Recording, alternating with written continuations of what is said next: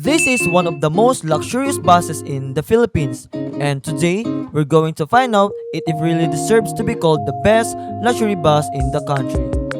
This bus can be found in Cubao, Quezon City, Metro Manila, the Victory Liner Luxury Sleeper Bus, and our destination, none other than one of the coldest places in the Philippines, also known as the City of Pines, Baguio City. In the tourism and hospitality industry, transportation is divided into three main sectors. First is air transportation, like airplanes and helicopters. Next is water transportation, including boats and large cruise ships. And finally, there's a land transportation which includes buses kung saan ito yung itatry natin ngayon. As you can see, andito na ako sa kanilang reception kung saan nagbigay lang ako ng code from the booking site para mapalitan nila ng totoong ticket. For me kasi, mas madaling mag-book sa online para hindi na hassle lalo kung dadami ang tao.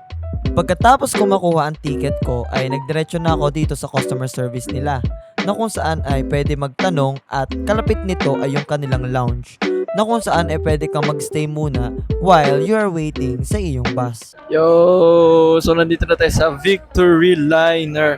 Actually guys, kakatapos ko lang magpaayos nung ticket ko. So, nag-book lang naman ako online. Tapos, papapalitan nyo lang siya dun sa ticket booth. So, ayun, may ayusin lang sila doon. Tapos, bibigyan ka ng papel kung saan nakalagay doon yung mga details. Tapos, ayun, okay na. Actually, andito na ako sa may customer service nila. Ayan, actually, kung ano yung nakikita nyo sa likod ko, ayan. So, Victory Liner siya. Tapos, customer service. Tapos, ayan, lounge yung kabila. Itong kabila. Ayan, lounge yan. Which is, papasok tayo doon.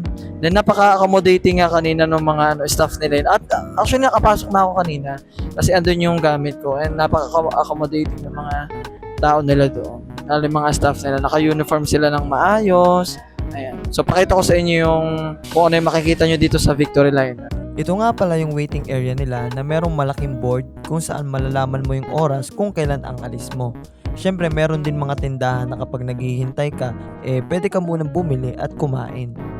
So, dito natin makikita mamaya yung binook kong Royal Class na bus.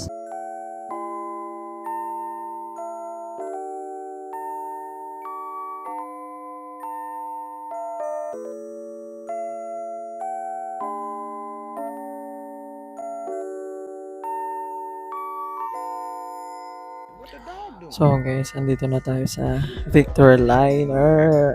Actually, andito na ako sa loob ng lounge nila. Dito sa lounge nila, napaka-presko. So may aircon din siya, may wifi. Actually, may free coffee din pala dito. Tapos meron ding lababo kung saan pagkatapos mo magkape, ayan. O kaya kumain ng mga cup noodles, ayan. So doon mo ilalagay yung mga pinagkainan mo. So, actually, medyo meron mga ibang tao na rin dito saan nag-iintay sila. Pero hindi ko alam kung sa Royal Class sila or sa First Class. Pero itong lunch kasi na to ay parang exclusive lang para sa mga nag-Royal Class or nag-First Class siguro.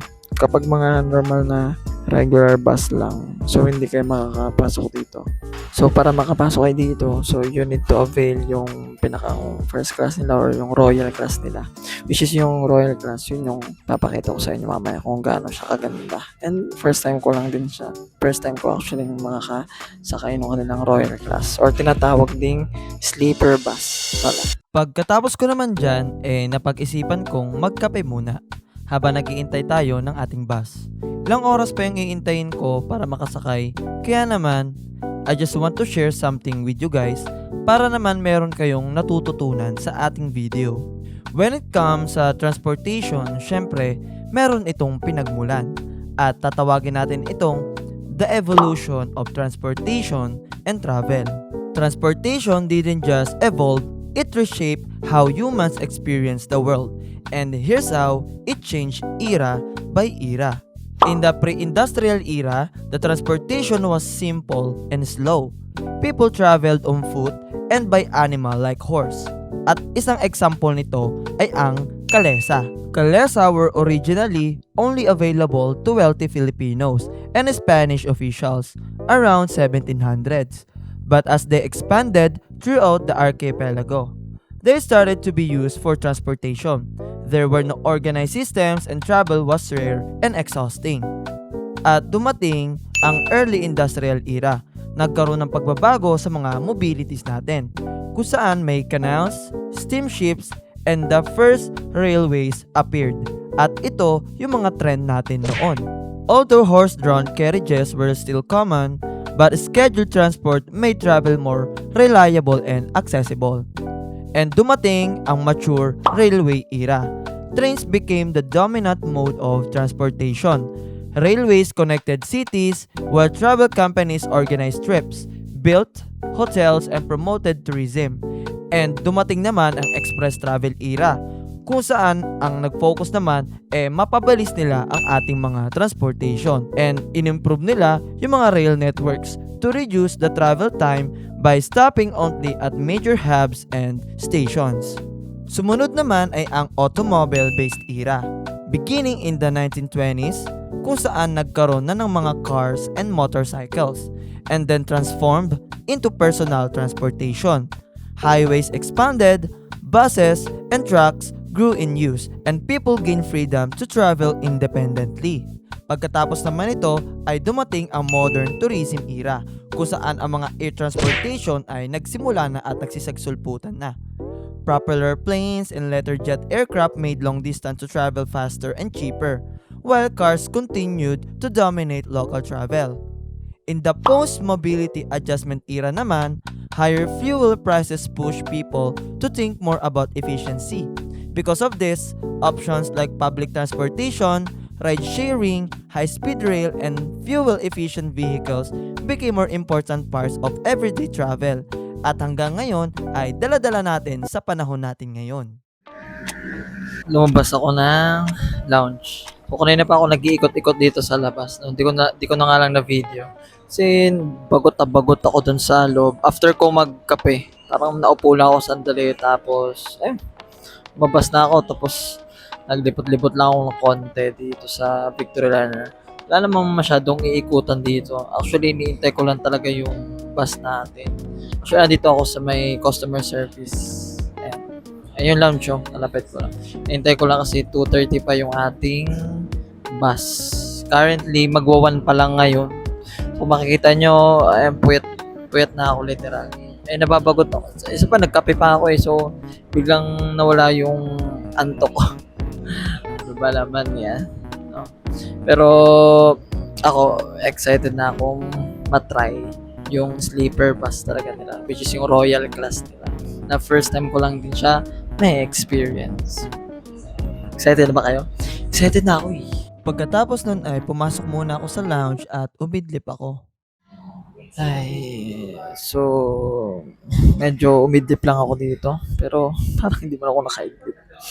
Ngayon, nakaramdam naman akong magsi-CR. No? So, check din natin yung CR nila. Kasi kanina, hindi ko pa nakikita kung malinis yung CR nila dito sa Victory Line. So, total, nakakaramdam ako masi-CR, no? So, medyo malapit-lapit na, 37 AM. Kanina kasi, magwa-1 pa lang So, at least, naka 30 minutes na rin. So, ngayon, punta muna tayo sa CR. Tingnan natin.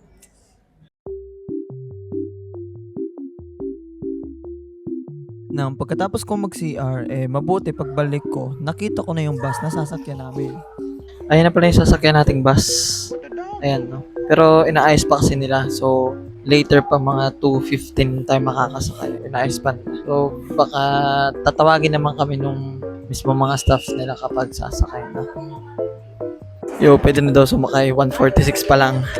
So, check na natin agad bago umalis. So now, we're trying out this bus for the first time to see if it really lives up to its luxury title. We'll be judging it based on 5 things. First is amenities and facilities. We're talking about the Wi-Fi, charging ports, blankets, curtains, restrooms, and even sleeping berths kung saan dito nga tayo mahihiga mamaya. Next is comfort. Kung komportable nga ba matulog dito? Okay ba ang legroom nila? How far they recline and how smooth the rides feels. Next is the service. How friendly and helpful the staff are and how well they take care of their passengers. Next is our safety. Isa sa pinakamahalagang criteria natin. Kung may emergency exits ba, madadala ba tayo ng bus na ito ng maayos at ligtas sa ating pupuntahan? Meron bang seatbelts? And kung okay ba ang pagmamaneho ng ating driver? And lastly is the cleanliness and sanitation. From the interiors and restroom to odor control, baka mamaya may amoy na eh. And syempre, aalamin natin kung malinis at sumusunod sila sa hygiene standards.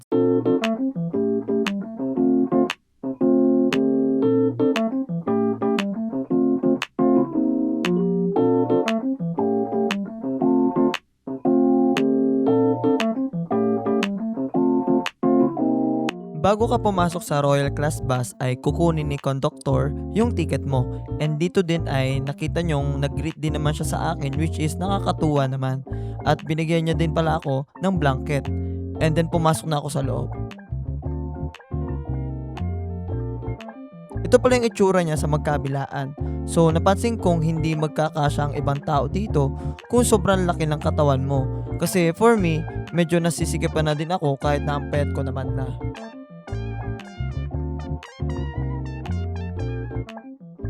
Dito ay pumasok na ako para hanapin yung seat ko. Makikita nyo pala yung number nyo sa mismong ticket. Kasi nahanap ko pa yung seat ko, no? Pero, ang lupit! Nahanap ko pa yung seat ko. Meron silang binigay na blanket sa akin kanina. Ayan. Ito. So, kumot. So, hinahanap ko pa yung A06 eh. Parang nasa dulo pa kasi may tao pa dito sa unahan ko kaya di ako makausad. And then, ito yung conductor natin na nakasuot and tie. Dito natuklasan ko nasa tabi lang pala yung seat number. Dito pala nakikita yung mga number. So, we need to find it's A06. Or this one. So, this is our seat. Kaso nasa taas yung atin.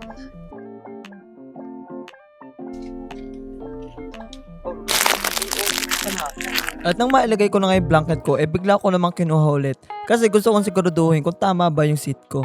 Buti na lang may mga passengers na tinulungan ako. Thank you very much po, ma'am. Malabo ang aking mata.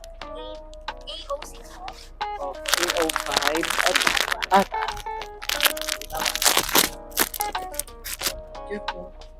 Pagpasok ko pa lamang naa-amaze na ako sa itsura ng bus. Pakita ko muna sa inyo itong hagdan at iba pang mga makikita dito.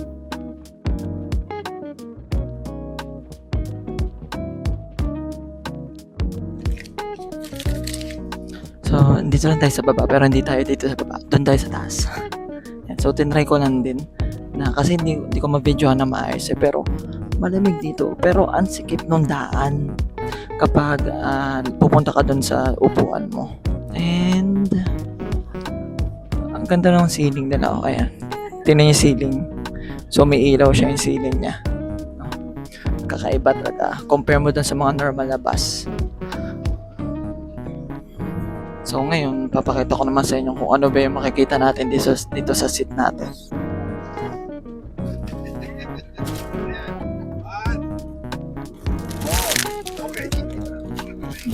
Medyo hirap lang, ano? And yes, andito na tayo sa taas, guys. Pero medyo inayos ko pa sarili ko, ha. Ayusin ko muna yung sarili ko. So, higa tayo kung kasya ba talaga na. Nakatutok sa mukha ko eh. Ayan, lamig eh. So, para makita nyo yung seat number nyo, dito nyo siya makikita sa ticket nyo. Okay. So, based din dun sa mismong, nila, dito pag gusto mong i-avail to, kapag talagang bata-bata ka pa, wala ka namang masakit sa puto mo, wala ka rayuma, dito ka talaga sa taas. Kasi kapag mostly mga oldies na kaya mga PWD sa baba talaga sila kasi medyo mahirap umakyat. Ako nagsasabi sa inyo. And then ito yung aking window. Ayan. May RGB lights. Wow. Now, let's see ano ba yung ino-offer at makikita natin dito sa seat. So meron tayo ditong yung labasan ng aircon. Tapos yung window natin, tapos meron din tayong curtain for privacy. Dito may lagayan tayo ng mga pagkain, tubig. Tapos dito yung paanan natin, tapos blanket. And then dito yung tapakan natin, guys. Ayan, so diyan ka. So kapag masakit na yung mga buto-buto nyo, hindi na kayo pwedeng umakyat dyan. So ito nga pala yung sa paanan natin, So yung height ko, maliit lang naman ako, So 160 centimeters lang naman ako. Tayo nagkakamali, nasa 5'3", 5'2 lang ako. Ayan.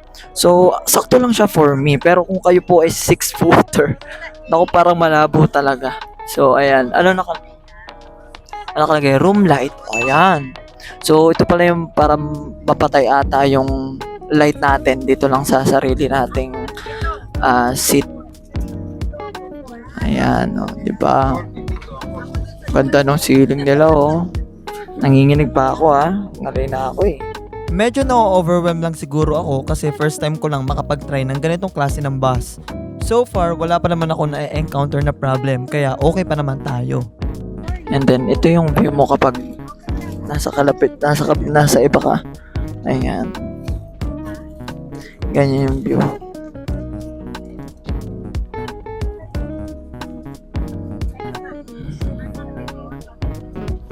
And then, ito yung nasa likod. At then yung CR nila nandun pa sa likod. So dito din pala, pwede ka rin pala mag-charge dito. Kasi ayan, ito. Ayan. Kung nakikita nyo yung blue na yan, so USB type siya. So if may dala kayong charger, ayan, pwede nyo na i-direct dyan mismo. So pag pala pinindot natin to, nailaw pala yung light sa likod ko. Kita nyo to, ayan, kita nyo yan. Yung light na yan. So wala, bubuhayin natin. Try natin buhayin. Yan, so ibig sabihin nag-ilaw na siya. Tapos ayan na siya, may ilaw na siya. Wow. Pero patay na natin. For now, okay pa naman, no? And then, di ko pa alam kung paano i-adjust yung seat natin. Hindi ko pa alam kung paano siya i-adjust Like, ibababa natin siya. Ihiga ko pa siya. Para talagang literal na para nakaganong kayo. Higang-higa ka talaga. So, hinahanap ko pa yung mismong pindutan niya kung papaano. No? Dito hinahanap ko yung handle para maibaba ko sana yung nasa likod ko. Pero hindi ko siya mahanap. Kaya naman, hindi ko mahanap yung yung button niya para bumaba. Habang hindi ko pa mahanap, punta muna tayo ng CR. No? Para hindi ganun marami ang tao. Check na natin CR nila dito sa Royal Class. Pati yung dadaanan mo, may ilaw lahat Ayan. So ito yung sa CR nila, guys. Yung pinakadulo na to. Wala na to, ito na yun. Ayan. Kung magagaling tayo dito sa likod, ito yung makikita nyo. Yan. And then dito naman yan sa kaliwa. Ayan. And then ito yung CR nila. No smoking, and then the toilet. Yan, try natin pumasok.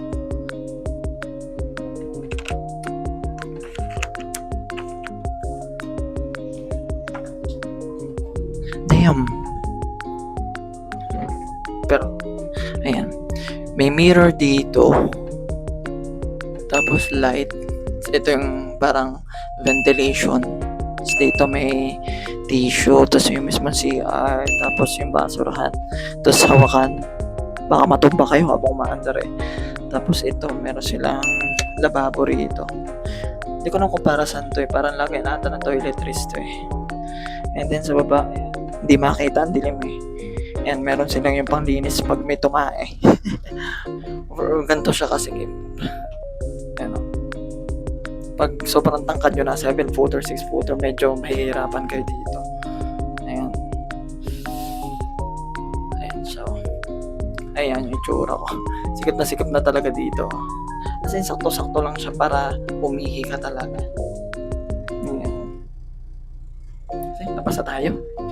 when it comes sa requirements at limits, makikita nyong hindi para sa lahat. Kasi kung sobrang tangkad mo at malaki ang katawan mo, medyo mahihirapan kang kumilos. So, balik na tayo sa ating upuan, guys. Ayan, kung makikita nyo, medyo payat na ako, pero medyo nasisikipan pa ako.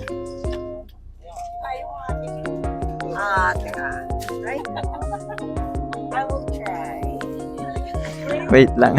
May stranded tayo. Meron pang umakyat sa unahan. Ayan, umakyat pa yung isang passenger. So, hintay pa natin makalusot. Ayun yung sinasabi ko kapag medyo may edad na, ang hirap umakyat talaga. Yun lang yung downside nito kapag sa taas kayo nagpwesto. Ayan. So, hindi tayo makaakyat. Hindi pa tayo makalakad kasi nahihirapan pa si nanay na umakyat. Ayan, inaalala. Ayan pa siya. Pero pwesta muna tayo na maayos. Yan. Yan. Tatakpan natin for privacy. Ito. Nakaano sa tenga to. Yung aircon niya. Tapos kung gusto nyo takpan rin tong window natin, meron din naman ditong kortina. Ayan. Yung kortinang na kung saan kung gusto mo ng privacy at ayaw mo makita galing sa labas. Ayan. So ito, blanket. Ito lang yung binigay nila kanina eh. Pero feeling ko, alam ko pwede itong iuwi eh. And then alam ko pag in-avail nyo to, merong food and drinks din siya na ibibigay later on. Pero hindi ko pa alam kung ano. Ayan. Hindi ko pa alam kung paano siya ibaba. Kasi hindi pa ako makahiga na maayos eh. Parang naka-slant pa rin ako eh. No. Ito yung view pag nasa labas nga pala. Ito pala yung view na makikita nyo from inside the bus. Kitang-kita ka kapag di mo ginamit yung kortina. And kagandahan naman ay good siya kapag umaga. Kaso wala tayong makikita na view kasi walang araw. Yun nga lang yung downside nito. But balik tayo sa objectives natin. When it comes sa amenities and facilities, pagdating sa blanket, facilities nila na malinis naman, may toiletries naman sa CR, okay naman, kaso dun nga lang kapag aakyat ka, medyo mahirap lalo na kung oldie yung aakyat. So masasabi kong hindi talaga siya para sa lahat. So ngayon kasi alam na natin yung mga parts dito ng mismong hinihiga natin. So later on, titingnan natin kung comfortable pa siya. Okay, kapag natulog na tayo. So titingnan natin hanggang makababa tayo, hanggang makarating tayo ng Baguio kung sulit pa siya, kung talagang babalikan ko to at ibubuko ulit. 'Di ba? Kasi minsan kasi parang na-hype lang tayo sa itsura niya. Parang kasi bus, ay nakahiga ka sa bus, 'di ba? Parang nakakatulog ka ng maayos. So titingnan natin kung worth it pa talaga tong mismong royal class nila, which is luxury bus din kasi ito kung tutuusin, no?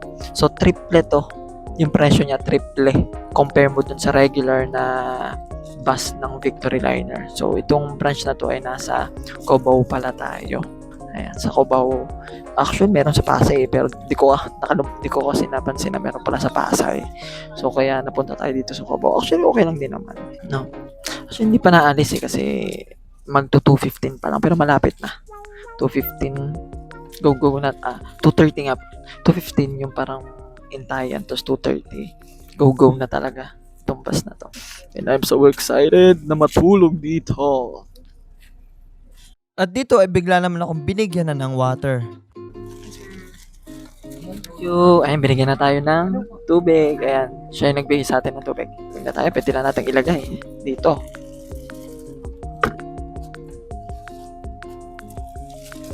So, doon nyo siya ilalagay. Yan, So, yan yung attendant natin actually. So, siya yung magbibigay sa inyo ng mga kung ano-anong klase ng mga gamit para hanggang makarating tayo na ba kasi kasama yung sa binayaran natin. So, I hope ay maging comfortable and maging safe ang ating lakad, ang ating biyahe. Kasi kahit pa gaano kasaya, ka-comfortable ang biyahe natin, kung hindi naman safe, ay di wala din. Pero di pa natin alam kung paano papababain tong nasa higaan natin. Tatanong ko pa. Kasi may button dito sa baba. Dito. Ay, wait lang. At sa kanina ko pa hinahanap, sa wakas natagpuan ko din. Hindi ko napansin. Ito pala guys yung pampababa ng ng ating likod. So if kayo ay natataasan, medyo nabababaan, hihilahin nyo lang siya pababa. Ayun, baba naman natin. Uy! check natin kung gaano kababa pala. So, ganito siya kababa, guys. Ganyan. O, literal na nakahiga ka na pala. O, literal na sleeper bus nga talaga siya. Ayan siya, guys. Ganito na siya kababa. Ayan. So, ganito siya kababa. Literal na makakatulog ka pala talaga dito. Kasi sleeper ba siya? Tapos, tatakpan na lang natin ng kortina. Pagdating dito sa tulugan, good. Good naman pala siya. Oh, yun nga lang, check pa rin natin hanggang makarating tayo ng Baguio kung comfortable ba talaga to. Kasi kung worth it ba yung binayaran natin dito. Kasi triple to eh. No, and then one time experience lang din, di ba? Kasi minsan na lang din naman tayo bumiyahin, di ba? So, may mga inaayos lang sila dito. May inaayos lang silang mga gamit, yung mga attendant natin, saka yung mismong driver. So, after na, pakalis na rin tayo, no? Kung matutulog ka, no? Going back sa ating objectives pagdating sa service nila, bago pa lang pumasok sa bus ay na-accommodate na agad ako ng maayos. May water na din naman na ibinigay sa akin. So far, wala naman ako naging problem. So, in terms of, service naman ng attendant, okay naman. No? Wala naman tayo naging problema. Yung sa attire pa nga lang, napaka fancy talaga, napaka luxury ang style kasi naka-suit and tie pa siya. 'Di ba? Naka-tuxedo pa, ba? Na mostly hindi mo masyado makikita sa kapag nabayahe ka ng mga bus. 'Di ba? Mostly sa mga hotel mo lang makakakita ng mga ganun. Kaya may mga gathering or mga kung ano ng mga klase ng event. Pero iangat muna natin to sandali. Kasi di pa naman ako higay. Dito pala sa likod ko. Dito may lagayan tayo ng gamit. Diyan sa likod ko. Yan.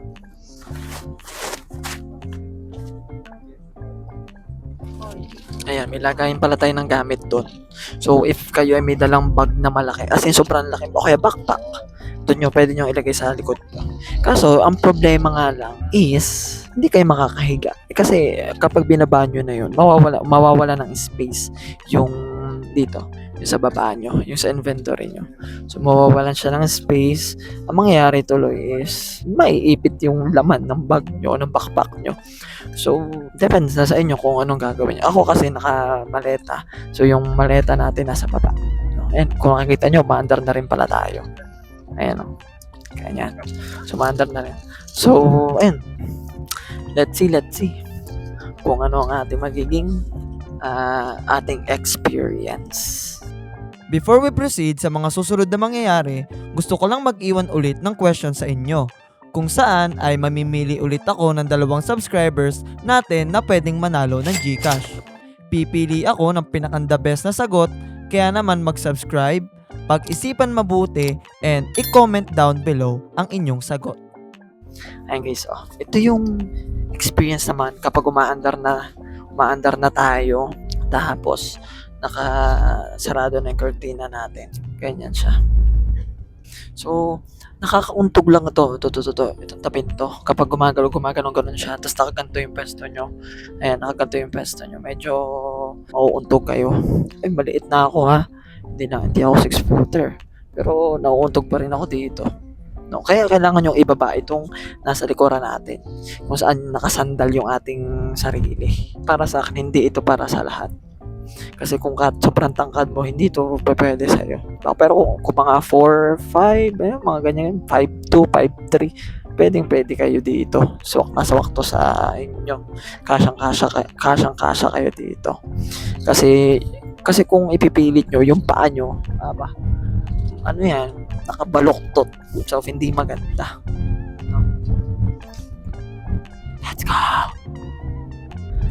So, ngayon guys, ay magpapahinga muna ako kasi anong oras na rin? 2:30. So, sa Baguio kasi possible ang dating namin doon ay mga 7 or 6. So, ayan. Update na lang tayo and then tingnan natin yung ating magiging experience. Let's go! Yung bala ko na sanang matulog kaso Paano ka makakatulog umiingay yung aircon? Pakinggan yung aircon. Sobrang lakas ng aircon. Babuksan ko. Para Akala mo hihigupin ka eh. Ang lakas eh.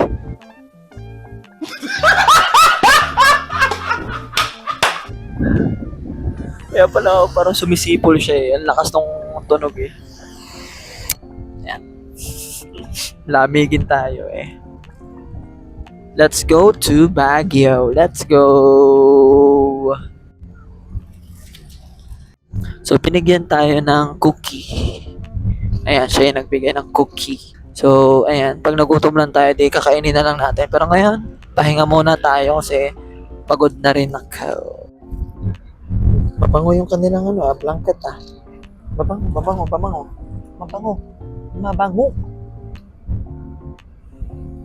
Ayos, saka makapal din pala. You want Makapal din pala yung blanket. Ayos din, malinis, mabango. Ayos. Tutulog na talaga ako.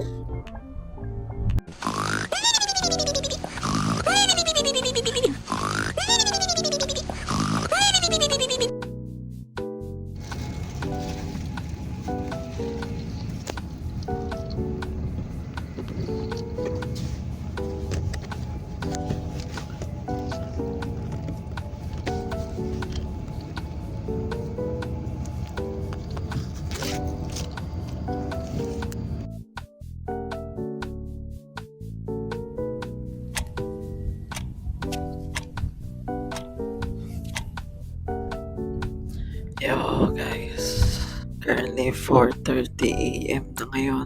Medyo antok pa ako eh. And meron lang ako napansin kapag natutulog ka ba, yung pag-iwang-iwang ng kaliwa kanan, ganyan. Medyo hindi makakatulog ng maayos. Ayan, pero matutulog pa rin ako kasi maaga pa eh. 4:30 pa lang. So, tulog muna ulit tayo, no? Patayin ko ulit yung ilaw natin. Kita na tayo mamaya umaga. Habang natutulog ako balik muna tayo sa objective natin. When it comes sa comfort narinig nyo naman ako, 'di ba? Yun lang yung napansin kong hindi maganda kapag gumagalaw-galaw. Siguro isang factor din na hindi ganun makatulog kasi first time maka-experience ng ganito. Pero sa 2 oras kong nakahiga hindi naman sumakit yung likod ko at komportable naman.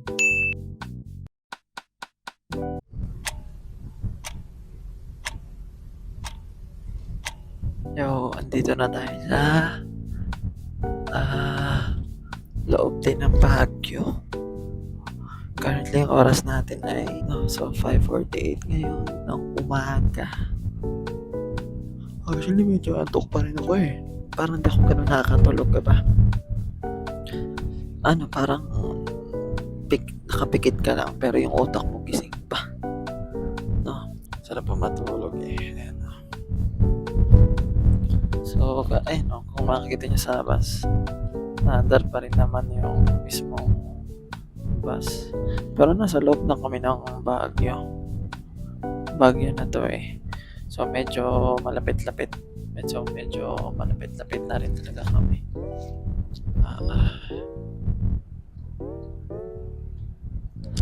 Ayun ako, pero medyo antok pa talaga, no?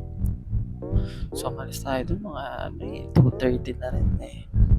So, talagang So, mag-aayos na tayo guys, Anong oras na? 5:52 na. Mag-aayos-ayos na rin ako. Kasi medyo malapit-lapit na tayo bumaba. Medyo hindi pa ako kita. Ayan. So, dito na tayo sa loob ng Baguio City. Let's go! Ayan na. Pagdating naman sa safety, hindi naman ako nalaglag sa hinihigaan ko. Komportable naman kahit hindi ako ganun nakatulog. Kasi sabi ko nga baka din siguro first time ko pa lang.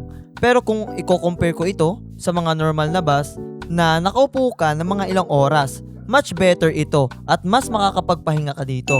At pagdating naman sa sanitation, maging sa CR nila gamit katulad ng mga blanket, wala naman ako naging problema. Although, yung ibang part, medyo parang may konting dumi, pero I think hindi naman yung ganun makakasagabal. Overall, okay naman para sa akin. At kung naaalala nyo yung question na ibibigay ko, kasi nga, mahilig kasi ako magpa-quiz ay ito na. Kaya huwag kalimutan mag-subscribe, pag-isipan yung sagot para naman may chance kang manalo ng GCash. Masasabi ko lang na i-enjoy nyo lang ang life. Mag-travel hanggat kaya nyo pa. And I hope ay may natutunan kayo sa video na ito. Medyo puyat pa rin na ba? Hindi ako masyado na gano'n nakakatulog guys eh. Pero good experience din na na-try natin dito sa Royal Class ng Victory Liner. Yan, mukha pa akong bagong gising eh.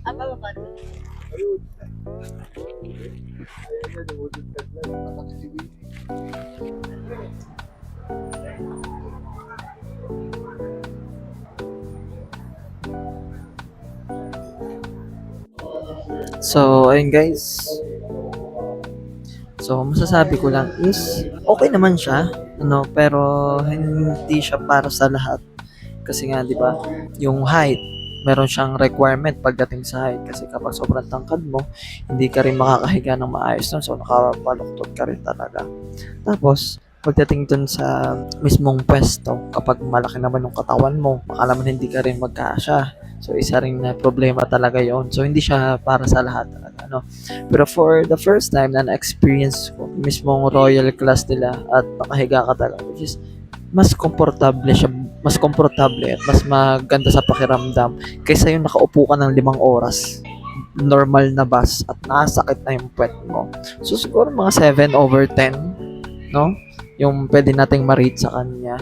Pero overall, good experience naman. Okay naman, pero ako medyo puyat pa. Kaya naman, huwag niyong kalimutan mag-subscribe, at i-like at i-share nyo yung ating video kasi antok na ako. So, ayun lang naman. Once again, I'm Sir Albert.